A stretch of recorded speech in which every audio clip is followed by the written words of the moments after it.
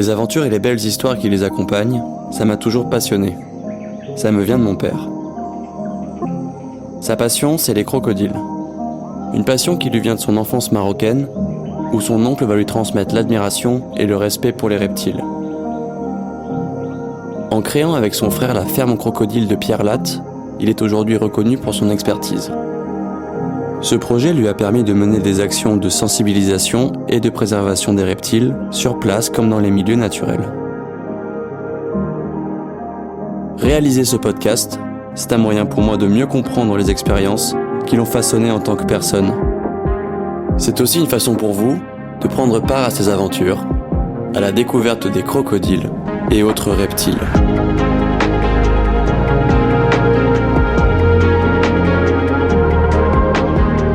Épisode 2. Les crocodiles sacrés de Bazoulé. Nous sommes en 1994. Nous venons juste d'ouvrir la ferme aux crocodiles à Pierre-Latte avec Eric, mon frère. Donc ça, c'est dans la Drôme. On a appelé la ferme aux crocodiles, alors c'est peut-être un petit peu bizarre. C'est pas un endroit de production, c'est un endroit où on présente des crocodiles, donc une espèce de parc animalier spécifique. On l'avait imaginé comme une grande serre avec beaucoup d'eau, des grandes plages, beaucoup de plantes. Et j'espère que ça pouvait ressembler à un paradis à crocodiles. Juste avant d'ouvrir, on voulait faire un coup médiatique. On n'était pas du tout de la partie, mais on l'avait pensé comme ça. Et pour cela, on avait acheté le Mediasig. Le Mediasig, c'est un petit bouquin où on trouve toutes les adresses des médias un peu partout en France et un peu partout dans le monde d'ailleurs. On avait, je me souviens, envoyé plus de 400 fax, donc toute une journée, une nuit, un petit peu tous azimuts, sans vraiment savoir ce que ça allait donner, sans du tout savoir quel retour on aurait, en disant ouverture de la première ferme de crocodiles en Europe, lâcher de plus de 300 crocodiles devant la presse. Donc ça, on n'avait aucune notion de ce que ça pouvait avoir comme résultat. Et 2 jours après, donc le jour du lâcher des crocodiles, incroyable mais vrai, le matin, déjà, plein de journalistes arrivent. Franchement, on n'en croit pas nos yeux. Et l'après-midi, au moment du lâcher, c'est-à-dire vers 14h, il y avait quand même plus de 40 journalistes de télévision et presse écrite. Il y avait quand même les Américains, les Allemands, les Anglais, toutes les chaînes françaises. On n'y croyait pas du tout. Il fallait vraiment avoir de la chance ce jour-là, qu'il n'y ait pas un événement incroyable par ailleurs. Donc ça se passe bien, on fait le lâcher des crocodiles les uns après les autres. Ils sont assez à l'aise. Et moi, mais dans ma petite tête, quand même, moi j'avais prévu de les laisser s'habituer à l'espace pendant 1 ou 2 semaines avant d'ouvrir au public.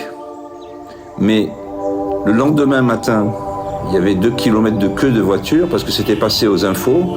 Et donc plein de gens arrivaient pour voir ce nouveau spectacle, ce nouvel endroit. Et donc on a ouvert précipitamment. On n'était pas franchement prêts. Moi, j'avais un peu honte parce que les crocodiles n'étaient pas si grands que ça, n'étaient pas spectaculaires, que les plantes étaient toutes petites, et j'étais un peu inquiet de ce qu'allaient penser les visiteurs, parce que pour moi, l'important, c'est toujours la même chose, c'est que les gens qui rentrent dans un espace qu'on leur propose, ce soit magnifique. Donc moi, j'étais un peu inquiet, j'avais, comme je l'ai dit tout à l'heure, un peu honte. Mais en fait, ça s'est très bien passé, et les jours suivants, ça a continué comme ça, toujours beaucoup de monde, des gens plutôt contents.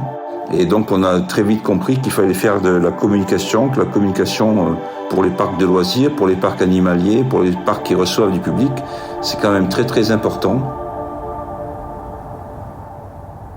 Nous nous étions rapprochés d'une entreprise à Saint-Paul-Trois-Châteaux, donc le village à côté, à quelques kilomètres, une entreprise qui s'appelle Graphote, donc une imprimerie pour faire des prospectus. C'était l'époque du papier, on faisait beaucoup de prospectus, on faisait aussi des 4x3, donc des grandes affiches. Il n'y avait pas les réseaux sociaux à ce moment-là. Moi, j'allais régulièrement à Graphote pour préparer les prospectus, la mise en page, etc. Et j'aimais bien cette entreprise, dont le patron était Bernard Zaratsky. Donc Bernard Zaratsky, c'était un mec important pour moi, très dynamique, très sympa, une bonne équipe, un bon café, et donc j'aimais bien cet endroit. Et puis Bernard, j'ai compris qu'il connaissait aussi bien l'Afrique, donc il me parlait régulièrement d'Afrique. Et puis un jour où j'étais à son bureau assis, il ouvre son tiroir et il me sort 3 photos comme on sort un gun. Ces photos, bon, je les prends comme ça et je regarde et c'est des mecs qui sont assis sur des crocodiles en Afrique. Alors là, franchement, c'est une déflagration pour moi. Je n'avais jamais vu ça. On n'est pas dans un cirque, on est dans la nature. Il y a des crocodiles, des mecs assis à côté, des mecs assis dessus. Et il me dit, ben voilà, c'est une mare où il y a des crocodiles sacrés, c'est pas très loin de chez moi, au Burkina Faso. Le Burkina, moi je ne connaissais pas. J'étais déjà allé en Afrique, au Sénégal, en Côte d'Ivoire, au Mali, mais le Burkina je connaissais pas. Et donc il me parle de ça, et voilà, super. J'étais assez interloqué, quoi. Et puis j'ai essayé de chercher, de savoir ce que c'était, etc. Il n'y a pas trouvé grand-chose. Donc je retourne à la serre, un petit peu le train-train habituel, beaucoup de visiteurs, on est très contents, mon frère et moi, les employés sont au top. Et puis un jour Bernard, qu'on appelle Bernard Zaraski, qu'on appelle Z en fait. Z m'appelle et me dit « Passe à mon bureau s'il te plaît, il faut que je te voie ». J'arrive chez Graffotte, Bernard me dit « Ben voilà, je t'ai pris un billet pour le Burkina, tu viens avec moi à Ouaga dans 2 semaines ». Waouh, je savais que c'était pas tout à fait vrai puisque de toute façon il n'avait pas mon passeport, donc je sais que c'était un petit peu un coup de bluff, mais bon, j'étais chaud pour y aller. Je retourne à la ferme aux crocodiles, je vais voir mon frère Eric, et j'étais un peu gêné parce qu'on venait juste d'ouvrir, il y avait du boulot. Bon, je parle à Eric, voilà, je voudrais partir avec Z au Burkina, et mon frère toujours assez extraordinaire, toujours à trouver des solutions à tout, toujours cool. D'ailleurs, j'ai une anecdote là-dessus. Alors ça, c'est hors de l'histoire, mais on partait voir un parc de loups à Mende. On était un peu en retard. Moi, je bombardais avec la voiture, un peu vite sur des petites routes de montagne, là. Et dans un virage, il y avait de la boue, parce qu'il y a une sortie de camion. Et on est parti en tête à queue complètement. Et on s'est arrêté au bord du ravin. Et mon frère, il sort de la voiture, tranquille, il me fait... c'est pas ma tasse de thé, ton truc, là. Il en reste là. Ça, c'est Eric. Pour en revenir à notre histoire de crocodile, il me dit, écoute, il n'y a pas de souci, tu peux y aller. Alors moi, j'étais super content. On part avec Bernard, on se retrouve à Marignane. Il y a beaucoup de vols qui partent pour l'Afrique du Nord, pour l'Afrique sud-saharienne. On arrive à Ouaga. On va chez lui, donc sa maison est sympa. Et le lendemain, il me dit, écoute, tu vas avec Ahmed, le chauffeur, il va t'emmener dans la mare. Donc on prend le goudron et puis on fait une 40aine de kilomètres pour reprendre une piste. Dans mon souvenir, la piste elle est vraiment mal foutue. Enfin bon, on avait un 4x4, donc pas de souci. On arrive à Bazoulé. Bazoulé, c'est un tout petit village, des cases africaines, quoi, en pisé, avec des toits de chaume. Quand on s'approche d'une case, il y a le chef qui est là, tout de blanc vêtu, avec son boubou élimé aux manches, fière allure, sur un vieux fauteuil, plein de gamins par terre autour de lui. Et donc Ahmed fait des présentations. Il lui dit que j'ai des crocodiles dans un parc en Europe, en France. Et donc le chef, il est un peu... Tout de suite, il a l'œil qui s'éveille. Et il demande si mes crocodiles sont sacrés. Et je dis que pour moi, bien sûr, mes crocodiles, ils sont sacrés. Donc il se passe beaucoup de temps, beaucoup de palabres. Évidemment, il y a une tournée. Il y a un gamin qui va chercher des Fanta. Donc c'est Fanta orange pour tout le monde. Donc je paye une tournée. Ça tombait bien parce qu'il faisait hyper chaud. Mais alors vraiment hyper chaud. J'avais jamais eu aussi chaud de ma vie. Et puis on finit par partir au bord de la mare. Et là, c'est le truc de fou, quoi. Ça sort du réel. C'est impressionnant. Il y a pas mal de crocodiles. Je vois au moins une dizaine de crocodiles, la gueule ouverte, qui bougent pas. Le spectacle, pour moi, il est complètement incroyable. Il y a des gamins qui jouent au foot à côté. Il y a des pêcheurs. Il y a des troupeaux pas loin. Il y a des zébus qui passent. À ce moment-là, je crois que j'ai un coup de chaud. Je suis un peu fatigué. Je suis dans un état presque second. À la fois hyper pas bien physiquement et à la fois mentalement dans une espèce d'euphorie en voyant ce spectacle que je ne pouvais pas imaginer. Dès que je suis rentré à Pierre Latte, Ça me trottait dans la tête. Je me suis dit, il faut absolument que je reparte à Bazoulet et qu'on fasse un reportage. Évidemment, j'ai pensé à André. Je le connaissais pas très bien à ce moment-là. D'ailleurs, ce sera notre premier voyage ensemble. On en a fait évidemment beaucoup d'autres après, mais là, c'était le premier. Et en fait, André, c'est assez amusant. Je l'avais rencontré sur une manif contre le TGV. Lui, il venait pour France 3 pour filmer la manif. Et il se trouve que quelques semaines ou quelques mois après, il est venu faire un reportage sur la petite serre que j'avais. À l'époque, j'avais une petite serre dans laquelle je faisais de la culture de plantes, dans laquelle il y avait un crocodile qui s'appelait la serre au croco. Et notre amitié a commencé comme ça. Donc, deuxième voyage à Bazoulet. J'étais très content de revenir au Burkina. On a eu la chance encore d'avoir Bernard qui nous a relogés, qui nous a prêté sa voiture. Et nous sommes retournés à Bazoulet. Je crois que déjà que le chef, il était très très surpris de me revoir. Mais c'était très sympa, on a eu un accueil incroyable. J'étais beaucoup mieux. Je sais pas s'il faisait moins chaud ou pas, mais en tout cas j'étais bien. Là on est resté un peu plus longtemps, un peu plus approfondi l'histoire. Et je me suis rendu compte, en fait, qu'il y avait une digue qui faisait qu'il y avait de l'eau en permanence dans cette mare et que les gens passaient sur la digue en calèche ou en vélo, en mobilette. Donc c'était une digue route qui permettait de passer d'un endroit à un autre, mais c'est a priori ce qui permettait que l'eau reste dans cet endroit, en tout cas assez longtemps. Quand je dis ça, c'est parce que le chef, très rapidement, quand on parlait avec lui, nous disait qu'il y a un vrai problème avec l'eau de la mare. Et il revenait très souvent là-dessus. Des fois, il n'y a plus d'eau dans la mare, il y a des crocodiles qui meurent. Donc j'ai vraiment senti que ça l'inquiétait. On est resté très longtemps là, on a fait des images sur plusieurs jours. C'était très sympa. On avait ramené des panneaux pédagogiques de Pierre Latte sur la vie, les mœurs des crocodiles. Donc on a eu vraiment un très très bon accueil et cette fois-ci d'ailleurs le chef nous a invités à déjeuner et donc c'était vraiment très agréable, très sympa. Et alors là on a commencé à lui poser pas mal de questions. D'abord savoir pourquoi les crocodiles étaient sacrés et depuis combien de temps il y avait des crocodiles à Bazoulet. Donc d'après le chef, les crocodiles ont toujours été là. Ils étaient là déjà du temps de ses ancêtres. Moi, j'avais un petit doute parce que j'imaginais qu'ils étaient là depuis qu'il y avait de l'eau et que l'eau, elle était quand même retenue par la digue. Mais bon, je n'en étais pas sûr et puis je voulais pas du tout le contrarier. Et puis, je me laissais bercer par les paroles du chef. D'ailleurs, le chef avait une phrase que j'aime beaucoup, qui m'est restée dans la tête. Il disait « Le jour où il n'y aura plus de crocodiles, il n'y aura plus d'eau ». J'avais adoré cette phrase. Nous, Français, Européens, on aurait plutôt dit le contraire, mais lui, il a sorti comme ça, et cette phrase m'est vraiment restée. On lui demandait aussi pourquoi les crocodiles étaient sacrés, et là, c'est pareil, il avait une phrase assez extraordinaire. Les crocodiles sont les âmes des habitants du village. Le mois dernier, un habitant est mort, et dans le village, un crocodile a disparu de la mare. S'il y a une relation de cause à effet, j'ose y croire. Cette phrase-là, elle est, je trouve, assez extraordinaire. Elle explique la raison pour laquelle, à Bazoulet, les crocodiles de la mare sont sacrés.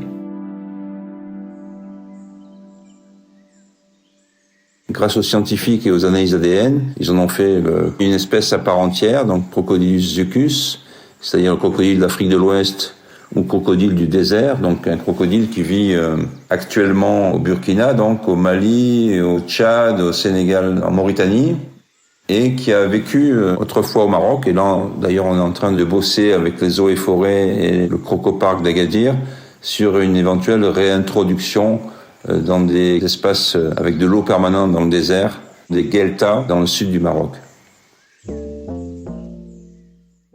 Ces crocodiles, ce qui était amusant à Bazoulet, c'est qu'ils avaient vraiment l'habitude des gens. C'est-à-dire que, comme je l'avais dit au début, avec les photos, il y a des gamins qui montent dessus. Nous-mêmes, on a pu s'asseoir sur un crocodile. Bon, c'est un truc que j'aime pas vraiment faire, mais parce que j'imagine que ça les emmerde plutôt qu'autre chose. Mais voilà, alors c'est tout à fait étonnant de voir que ces crocodiles étaient habitués aux gens. L'explication, à mon avis, c'est qu'ils grandissent tout doucement, que rapidement ils s'aperçoivent que les gens du village les laissent tranquilles, que même régulièrement ils viennent les nourrir. Les crocodiles sont des animaux intelligents qui comprennent rapidement les choses. Et c'est comme ça que ces crocodiles, en fait, n'attaquent pas les gens et sont tout à fait étonnants pour nous, en tout cas. Je suis revenu quelques années après, toujours chez Bernard. Il y avait le chef, de nombreux enfants comme d'habitude.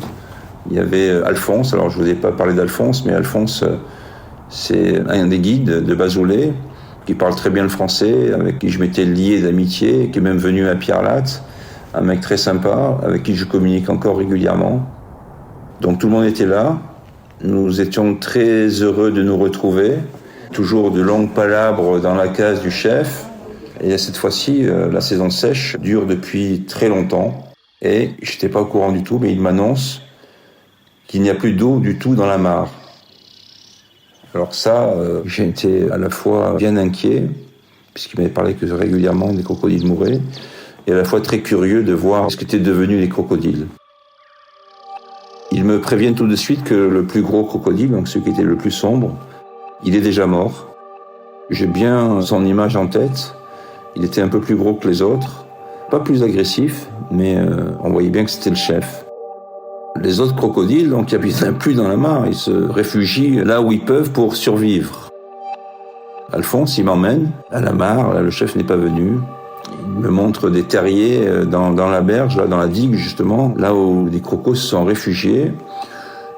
J'essaye de mettre ma tête pour voir un peu loin dans le terrier, mais bon, visiblement, ils sont bien profonds, on voit rien. Il y a un peu d'odeur, mais on voit rien de spécial. Je leur demande s'ils les voient sortir de temps en temps. Non, en fait, personne ne les a vus. Ils sortiront sûrement dès que la pluie va arriver. Mais là, a priori, pendant des semaines, voire des mois, ils ne sortent pas. Tout ça, je pouvais l'imaginer, mais entre l'imagination et le réel, des fois, c'est bien différent. Alors après, Alphonse m'amène assez loin de la mare, peut-être à 200 mètres. Là, il y a un énorme baobab. Dans le baobab, il y a une fente, je sais pas, qui fait peut-être 70 de haut, 20 cm de large. Il me montre ça, donc je comprends pas très bien.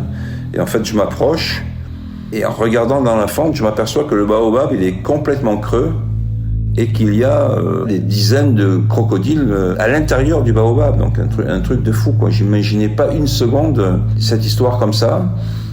Je me demande même comment ils sont passés, parce que c'est très étroit, ils ont été obligés de passer en travers. Je sais pas comment ils ont fait, mais a priori, tous les ans, ils font la même chose, ils reviennent dans ce baobab. Et c'est comme ça qu'ils arrivent à survivre de très grandes sécheresses. Ce jour-là, je suis pas du tout au bout de mes surprises. Bazoulet est une mare incroyable. Alphonse m'emmène chez des voisins à lui, complètement de l'autre côté du village. C'est une petite case tout à fait traditionnelle, en bois et paille. Dans la cour, il y a un mouton, il y a des poules. Les voisins sont là, ils sont un peu surpris. Je me demande pourquoi il m'emmène là, Alphonse. Mais je comprends dès qu'on pénètre dans la case, dans la pièce. Il y a une seule pièce. Dans le fond, dans la pénombre, je le vois tout de suite. Vous n'allez pas me croire, il y a un crocodile. Pas très gros, mais un croco. Il n'y a rien qui bouge, on peut se demander si c'est une statue ou pas. Moi, je comprends tout de suite qu'il est vivant, un crocodile. On s'assoit, il y a de l'eau qui chauffe, on me propose un thé. Le crocodile, il est là, à 3 mètres, il ne bouge pas, comme je vous l'ai dit. Je vois son œil bien vert, c'est sûr qu'il est vivant. Et alors là, c'est complètement hallucinant, quoi. Il y a un crocodile chez les gens. Si je raconte ça, qui va me croire ? Je me disais, quand je vais rentrer en France, je vais raconter ça autour de moi, ils vont me prendre pour un taré. Mais non, et pourtant c'est bien la vérité. Le crocodile, il est là déjà depuis 2 mois, paraît-il. Et les gens de la case, là, ils l'ont même pas vu rentrer. Ils savent même pas quand est-ce qu'il est rentré exactement. Mais il est là, il n'a pas bougé depuis aussi longtemps. Et pour eux, c'est grâce à Dieu qu'ils ont été choisis pour avoir un crocodile chez eux, pour protéger un crocodile. Et ça, c'est une ambiance à ce moment-là complètement magique, un moment complètement unique, incroyable.